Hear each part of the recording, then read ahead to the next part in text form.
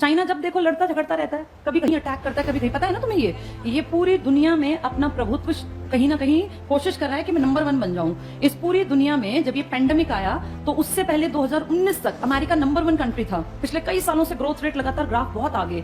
अब इस चाइना को अमेरिका को पीछे करना था। बहुत लोगों का ये मानना है कि पेंडेमिक में कहीं ना कहीं चाइना का बहुत बड़ा हाथ था। एग्जैक्टली किसी को नहीं पता, पर पेंडेमिक का सबसे तगड़ा नुकसान जो झेला है वो किस देश ने? अमेरिका। आप कभी डेथ रेट का चार्ट निकाल के देखना, गूगल पर है, सबसे ज्यादा लोग कहां के मरे हैं?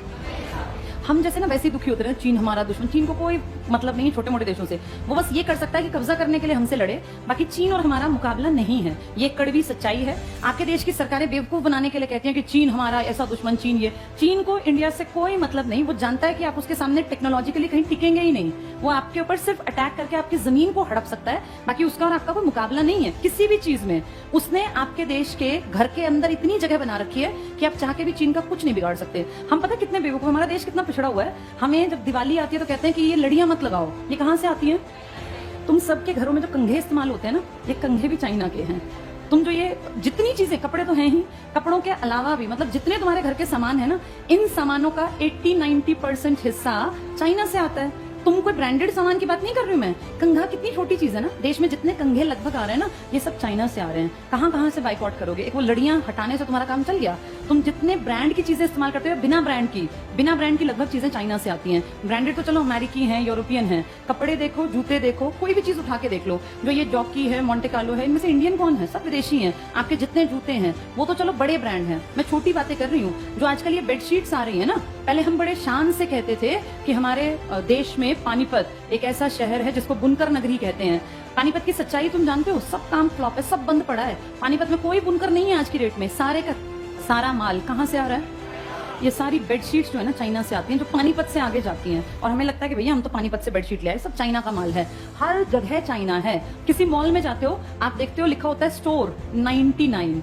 इसमें ज्यादातर माल किसका बिक रहा होता है? चाइना का। आपके घर में जितना प्लास्टिक है ना, उस प्लास्टिक का सबसे बड़ा जो मार्केट है आपका देश, वो आया कहां से है? चाइना। तो इसलिए ये लड़ियों वाली एक्टिंग करना हमारा देश बंद करे और असलियत देखे। हम इतने गरीब पता है क्यों होते जा रहे हैं? इंडिया ही क्यों गरीब हो रहा है? तुम आजकल देख रहे हो महंगाई कहां बढ़ गई। जो सामान पिछले साल 250-300 का था ना, वो इस साल में 400, 450, 500 का आने लग गया। ये पिछले एक साल में महंगाई कई गुना बढ़ गई। 100 रुपए, 50 हर चीज पे बढ़ गए। ऐसा क्या हो गया? ऐसी क्या दिक्कत आ गई? तुम्हारे देश में ना सबसे बड़ी बदहाली का कारण क्या है? सरकार जानबूझ के काम नहीं करना चाहती। तुम्हारी जो मैन्युफैक्चरिंग यूनिट है ना, ये धीरे धीरे धीरे करके बंद होती जा रही हैं। किसी देश को अगर सच में आगे बढ़ाना है ना, तो वहां मैन्युफैक्चरिंग यूनिट या बहुत सारी फैक्ट्रीज ये लगानी चाहिए, क्योंकि इनसे लोगों को रोजगार मिलता है। देश को आगे बढ़ाना है तो सर्विस सेक्टर बढ़ाना पड़ेगा, मैन्युफैक्चरिंग बढ़ानी पड़ेगी। तुम्हारे जितने अपने मैन्युफैक्चरिंग के स्टोर थे ना, जहां फैक्ट्री जहां बनता था, ये कंघे भी नहीं बनते हमसे। हड़प्पा वालों के टाइम पे कंघे हमारे पास थे, खुद बनाते थे, नाव बनाते थे। तुम आज सड़कों पे जितनी गाड़ियां देखते हो, देख रहे हो धीरे धीरे मारुति का परसेंटेज घट रहा है। पता है तुम्हें ये बात? पहले मारुति अकेली देश का एक बड़ा परसेंटेज, और मारुति अकेली नहीं थी। मारुति के साथ क्या था? सुजुकी कहाँ की है? जापान की। अब मारुति सुजुकी से ये हीरो होंडा, जापान की तो थी, हीरो मोटोकॉर्प्स जो बन गई है, उसने अपना शेयर वापस ले लिया।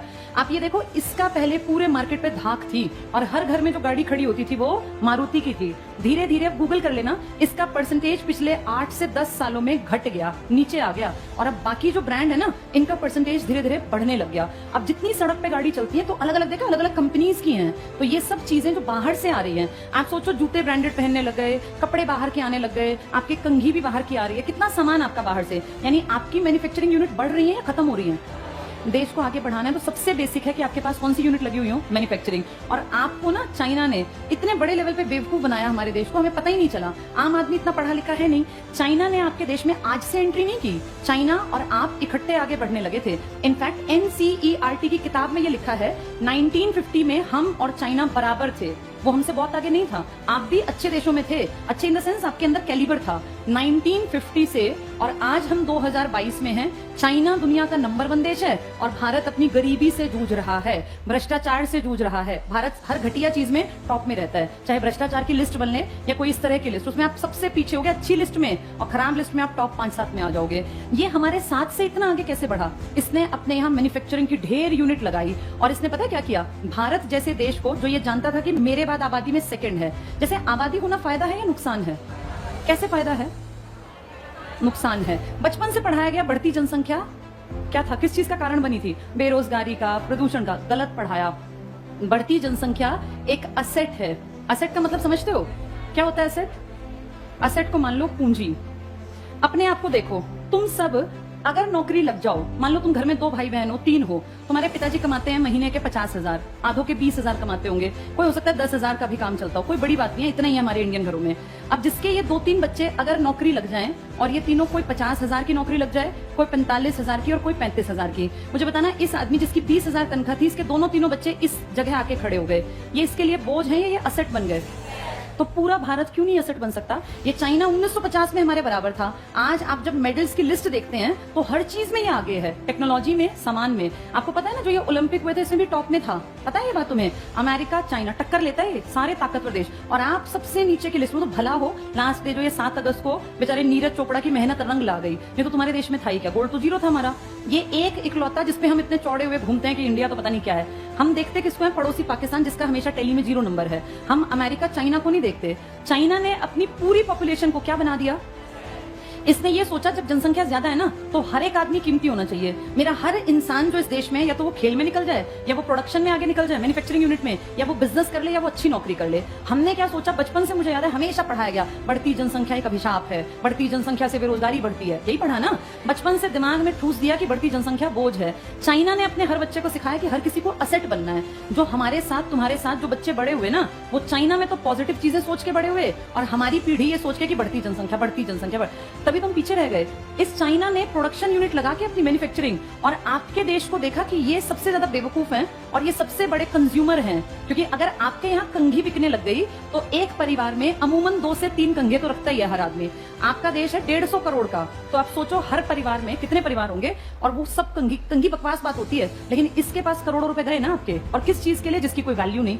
इसने आपके देश को डंपिंग का बाजार बना लिया। डंपिंग का मतलब होता है, इकोनॉमिक्स में एक टर्म है। शुरू में इसने आपके देश में कदम कैसे जमाए? आपके यहाँ एक पॉलिसी आई थी एलपीजी, लिबरलाइजेशन, प्राइवेटाइजेशन, ग्लोबलाइजेशन। शुरू में ना आपके उद्योग धंधे बहुत खराब थे, मतलब बहुत ही निचले स्तर के, कोई ब्रांड हमारे यहाँ नहीं था, और हर चीज बकवास थी। हमने 40 साल वेट किया, 1947 से 1990 आ गया। तो ये सोचो 40 साल कि शायद इंडियन सुधर जाएं, कुछ अच्छा प्रोडक्ट बना ले। अच्छा नहीं सुधरे, बकवास जूते, बकवास कपड़े, हर चीज बकवास। फिर 1991 में हमारे ऊपर प्रेशर आया पूरी दुनिया में, WTO का, वर्ल्ड ट्रेड ऑर्गेनाइजेशन का। इसने कहा भाई दुनिया बदल रही है, मार्केट खुला छोड़ दो, जिस देश को जहां सामान बेचना है बेचो। हम भी इसके मेंबर थे, हमारे ऊपर भी प्रेशर आया, और फिर हमने अपने लोगों को कहा देखो भाई, अब दुनिया के लोग आएंगे यहाँ कपड़े बेचने, जूते बेचने, तुम में काबिलियत हो तो तुम्हारा सामान बिकेगा, नहीं तो बंद होगा, सुधार लो। एक आधा साल और दिया, लेकिन हमारे इंडियन प्रोड्यूसर्स ने कोई ध्यान नहीं दिया, और देखते देखते हमारे मार्केट में किन लोगों की एंट्री हो गई? China, America, European country, Australia, Germany, Britain. और जब इनका सामान आया ना, तो इनके सामान की क्वालिटी बहुत हाई थी और आपके सामान की क्वालिटी बिल्कुल बेकार। तो अब जो अच्छा, इन्होंने एक चालाकी और की, इन्होंने अपने सामान की उस टाइम कीमत क्या रखी? बहुत। इन्होंने सोच लिया कि हमें नुकसान हो जाए, लेकिन इन इंडियंस को हमारे सामान की आदत पड़नी चाहिए। एक बार ये आदी बन गए ना, फिर ये हमारे ग्राहक हैं जिंदगी भर, और इनके अपने बिजनेस फ्लॉप हुए तो हमारा ही सामान बिकेगा। आबादी बहुत बड़ी है। अब सोचो अमेरिका किसी 50 लाख की आबादी वाले देश में बिजनेस करे तो उसका कितना बिजनेस चलेगा? सब खरीदे तब भी कुछ नहीं बिकेगा। आपके देश में अमेरिका का कोई सामान बिकने लगे तो आप कितने करोड़ प्लस लेके बैठे हैं? अब 150 करोड़। अगर अमेरिका को 1-2 साल, जियो की तुम्हें ट्रिक समझ में आती है? जियो ने क्या किया पता चला तुम्हें? क्या किया जियो ने? पहले सस्ता, फ्री, पहले सबसे पहले फ्री से क्या हो गई? लोगों को आदत पड़ गई। पहले कभी किसी गरीब आदमी के दिमाग में भी नहीं था कि मोबाइल लूंगा। इस फ्री ने उस गरीब को ग्राहक बनाया। जैसे पहले वो जाल में फंस गया, अब उसको इतने दिन तक फ्री दिया कि उसको हैबिट पड़ जाए कि मुझे गूगल तो छोड़ो, ये क्या है, ये सोशल साइट्स की भैया, व्हाट्सएप, टिकटॉक, खासकर ये सब चीजें, फेसबुक, और ये अब ये सब इतनी आदत पड़ गई कि अब वो ग्राहक हैं। आज इंडिया में लगभग हर किसी के हाथ में मोबाइल है। अगर इसके दाम शुरू से महंगे रखे जाते या फ्री ना होता तो क्या कोई गुब्बारे बेचने वाला, रेहड़ी लगाने वाला, सब्जी बेचने वाला मोबाइल लेता? कोई ना लेता। ये फ्री की आदत से ग्राहक बन गए। ऐसे ही चाइना ने आपको किया। चाइना ने डंपिंग किया आपके देश में। सस्ता सामान 99, 35, मुझे ध्यान है जब मैं छोटी थी, 35 रुपए में कुछ भी सामान ले जाओ घर का, तो लोग इतने पागल हुए, 35 रुपए में, और सच में 35 में सामान देता था। तुम सोचते ऐसा क्यों करता है ये? बड़े होकर जब इकोनॉमिक्स पढ़ी तो समझ में आया कि ये कुछ साल तक इसने अगर करोड़ों रुपए वेस्ट कर भी दिए तो क्या फर्क पड़ा? इसने क्या कर दिया अपने सामान को? यहाँ बनाता आपके यहाँ फेंक जाता कि चलो जितने बिके बिक जाए, फिर बनाता, उसकी यूनिट चलती रही, आपके यहाँ सामान की आपको आदत पड़ गई, धीरे धीरे आपके सामान जो बनते थे ये बंद होते चले गए और आप डिपेंड हो गए चाइनीज मार्केट पर। और आज ये हालत है कि ना आपका पानीपत का कपड़ा कहीं जाता और ना आपके देश में कंघे बनते, सब ब्रांडेड है। धीरे धीरे करके आपकी सारी मैन्युफैक्चरिंग खत्म। देश आगे बढ़ने के लिए कौन सा सेक्टर जरूरी है? मैन्युफैक्चरिंग। इसीलिए आपका देश रोज और गड्ढे में गड्ढे में गड्ढे में गिरता जा रहा है। अब कोई भी सरकार है, सब झूठे हैं, आम आदमी पार्टी है, मोदी जी हैं, या फिर अपने ये राहुल गांधी, ये सब बकवास कर रहे हैं, सब दिखावटी बातें करते हैं। रियलिटी इकोनॉमिक्स ये बताता है कि जब तक भारत में मैन्युफैक्चरिंग यूनिट्स बहुत ज्यादा नहीं बढ़ेंगी तब तक आपके देश की प्रगति नहीं हो सकती। और किसी को मतलब नहीं है मैन्युफैक्चरिंग से, सबको अपने पेट भरने से, अपनी जेब भरने से मतलब है। तो जिस दिन ये फैक्ट्रीज और ये सब दोबारा लगेंगी ना, तब देश आगे बढ़ेगा, वरना नहीं।